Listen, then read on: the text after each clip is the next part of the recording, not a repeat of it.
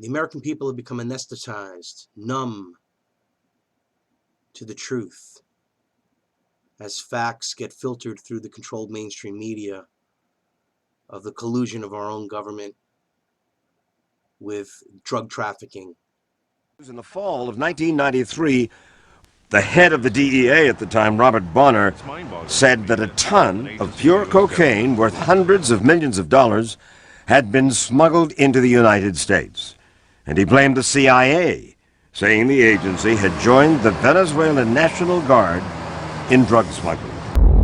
At the same time all of the cocaine from Nicaragua was flowing into the U.S., Freeway Ricky Ross was at his heyday. The average week would at least be $2 to $3 million, almost guaranteed. Some days we would have $2 and $3 million days. After Freeway Rick was arrested, an investigative journalist by the name of Gary Webb uncovered a link that connected him back to the Nicaraguan Contra movement. So I read Dark Alliance. I got a copy personally from Gary Webb himself. And to read the book, it was fascinating for me, you know, to find out that I was connected with the CIA and all these high-powered people up in the government. Ricky Ross was just lucky. He just happened to get a source who was connected to the CIA. For a long time in South Central, the buzzword was that the CIA was selling crack. I said, no, the CIA wasn't selling crack. The CIA was importing cocaine. Ricky Ross got it, turned it into crack, and he sold it. According to Gary Webb's Dark Alliance, when Danilo Blandón was displaced from his home country of Nicaragua, he set off to America to raise money to aid the Contras in ridding his home from the invading Sandinistas. When Ricky Ross was introduced to Blandón, Blandón was in a position to create a pipeline of cocaine that he in turn gave to Ricky Ross on consignment. Which I like the sound of that, you know, because I was always trying to get to the top anyway. Suddenly, some major sources opened up for him. Danilo Blandón, Norwin Meneses, both of whom were tied to the CIA and the Contras, and Gary Webb did a masterful job of breaking those stories and proving with documents that that was the case. It was about a cocaine ring that operated along the west coast of the United States throughout most of the 80s. And they were funneling, they were selling cocaine in South Central, they were also selling it in Oakland, they were selling it in San Francisco, they were selling it in San Jose. And some of the money they were making was going to support an army that the men who ran the cocaine ring worked for, called the FDN. This was an army that the CIA started in 1981 and supported. Better known to us, most of us who remember news, the Contras in Nicaragua. So go right ahead. The men that were running the cocaine ring were top officials of this Contra army. And what we found was that they were selling this stuff in South Central, which is, you know, predominantly black section of Los Angeles, immediately before the outbreak of the crack cocaine epidemic. They started selling powder. Tons and tons and tons of powder cocaine was going into this one small area of the city. And from there, they sold it to Freeway Rick. And Freeway Rick took the powder, turned it into crack, and starting in 1983, 1984, began distributing it to predominantly the gangs, the Crips and the Bloods in Los Angeles, and they spread it, you know, from there. From there. Now, since this has happened, you have butted heads with everybody in Washington D.C. trying to get information about the story. Have you not? Yeah, we worked on this for a year, and it was only because, you know, some people at National Archives believe freedom of information means freedom of information. We got some documents that showed that pretty strongly there were some CIA connections to this. Let's talk a little bit about those documents for a second, because there's a gentleman, this figure that we talked about yesterday on the show. His name is Blandón. Danilo Blandón, who was a person who was a member of the aristocracy of Nicaragua before the fall of Somoza, and then he fled and comes to the United States and decides, while he's in the United States, so you can all understand this, he wants to raise money for the revolutionaries who are trying to overthrow the government that just overthrew them. Blandón gets a scheme, well, I can get some cocaine cheaply with some help from some of my friends and get it into the United States of America. All I need to find is somebody who can sell it. So they find a gentleman by the name of Rick Ross, who is Freeway Rick. Rick Ross comes in and starts selling cocaine at the terms beginning 1 or 2 grams. And within weeks, 2, 3, 4 kilos a week. Within months, what was it, 10 to 15 kilos a day. Ricky Ross was selling cocaine to the point of making $3 to $4 million a day. He sold so much cocaine, it hurt his fingers to count the money. Not only in Los Angeles, but in Cincinnati, in St. Louis, all the way across America. So some can say, and this is the reason why people are so angry at you in your article, is that Ricky Ross, the dope dealer, was supplied by the CIA because Blandone was an operative for the CIA, correct? Blandone and Meneses were working for an army that was a wholly owned subsidiary of the CIA. They were meeting with CIA agents. Blandone, and this came out in court. I mean, Danilo Blandone is now a government witness. He works for the Drug Enforcement Administration, and we've paid him, I don't know, $166,000 over the last 18 months because he's such a good informant.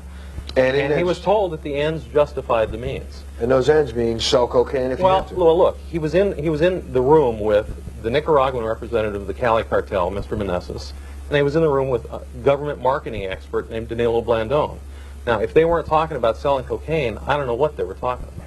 And this is all information they can find on a website. I have to use that website, but on a website on the internet. So we're going to put that up so people can go and look at these documents take a look at the documents yourself and judge it. But Michael, now, I mean, there's a stretch here. Here's a guy who is obviously a CIA operative, Mr. Blandone, who is working with this government-backed army that we've kind of created in Nicaragua. But how the heck does this guy get to bring in tons of cocaine? When I say ton, I'm talking tons. 3, 4, 5, 6, 7, 8 tons of cocaine weekly in the United States of America for 7 years, and no one can ever catch him. Well, number one, Mr. Meneses was actually indicted in 1984. He was known within, my own sources in DEA told me he was known as el rey de la droga, the king of drugs. He was in more than 40 files and indicted mysteriously, and people within DEA say that it was CIA intervention that kept this sealed indictment from ever being opened. So he was well known. He's well known. The connection between him, Blandone, and Calero, who was the head of the Nicaraguan government in exile, is clear. There's a clear evidentiary. We got a picture of him. Yeah, there's a clear evidentiary trail. Now, if you want to follow that trail up, you have to first understand how CIA and DEA work. I was a country attaché assigned to Argentina. Now, during those years, there were people who I inherited on the payroll who were murderers. They were also on the CIA payroll. So, Murderers on the CIA payroll. Not only murderers, I'm talking about mass murderers. And I wrote about it in books that I thought would have America marching on Washington. Nothing ever happened. How are you alive today? A miracle. Just absolutely. Why didn't the CIA bump you off before you came to the Montel Williams show? Because to me, they will say tomorrow, he's a kook, he's crazy, don't believe anything he has to say, don't worry about it, there's no conspiracy. Well, at the same time, DEA called me one of their best in a New York Times article.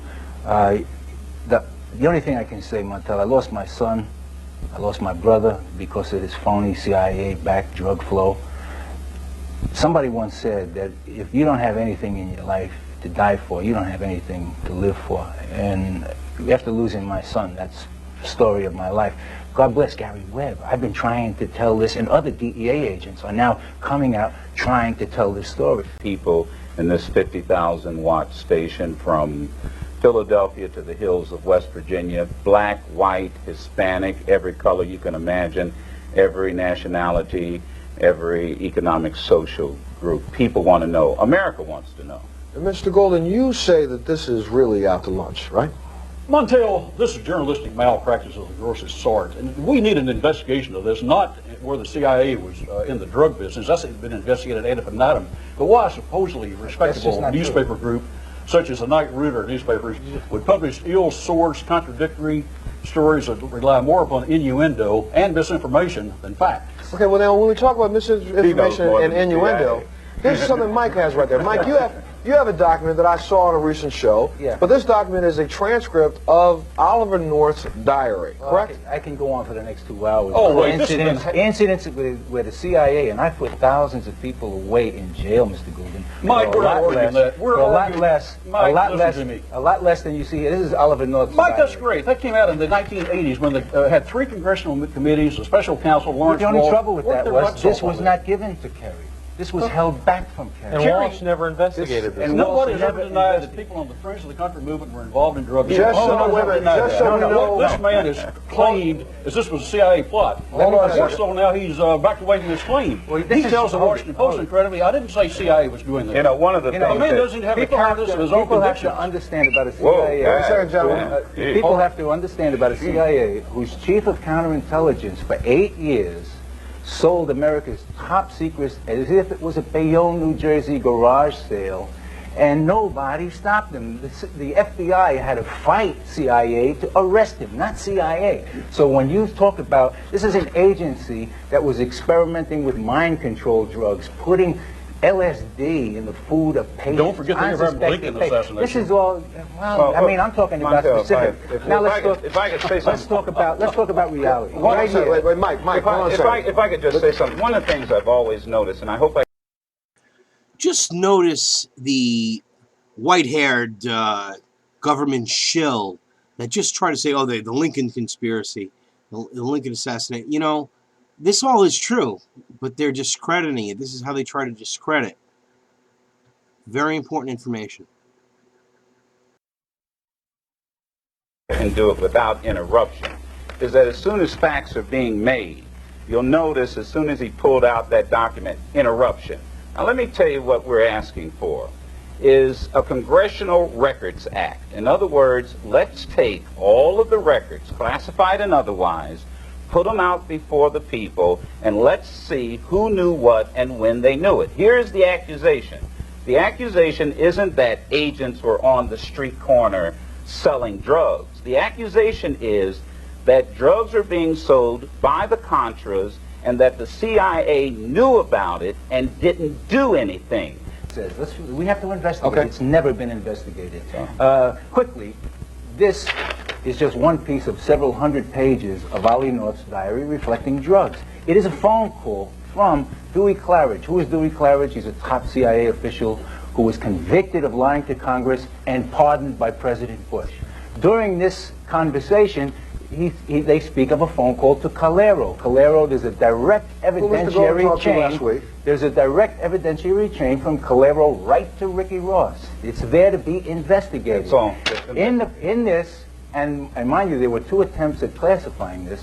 In this, they reflect one aircraft to pick up 1,500 kilos. Now, I promise every one of you, if I, as a DEA agent, got this in your diary, you would have 100 DEA agents around you, around the clock. And this is one page of several hundred. They've never been investigated. Joining us now, Jack Rice, who is a former CIA officer, also host of Air America's Live in Washington with Jack Rice, noon to 3 Eastern. Check your local listings for that. Jack is the best person I could think of to bring us up to speed on this this new development here. Jack, welcome to the show. Great to be back with you, Ron. Should we be surprised that Ahmed Wali Karzai, President Hamid Karzai's brother, has reportedly been on the CIA payroll for 8 years?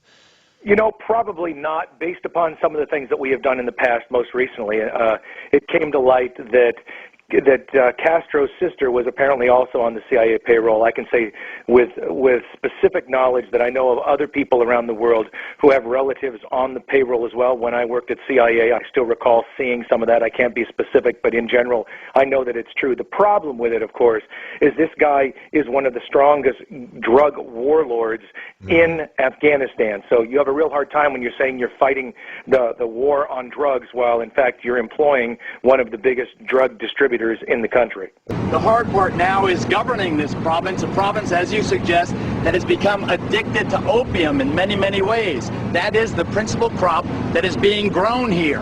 The Taliban lend the farmers the money. They are indebted to the Taliban. They have to grow the opium. Now the Marines, in their success, are in a sense a victim of their success, because now the population is, they have these opium fields, and we are tolerating it. We are tolerating the cultivation of the opium because we know that if we were to destroy it now, the population would turn against the Marines, and it would be a real security risk. I know that you care deeply about this contradiction, the fact that here you have one of the best fighting forces in the world ever mounted, and in a sense you're watching as this opium is being grown. I know it grinds at your gut, How do you deal with it? What are you doing about it? Well, frankly, this is a part of their culture. So while it might grind in my gut, it's what they do. We provide them security. We're providing them resources. This is a part of their culture.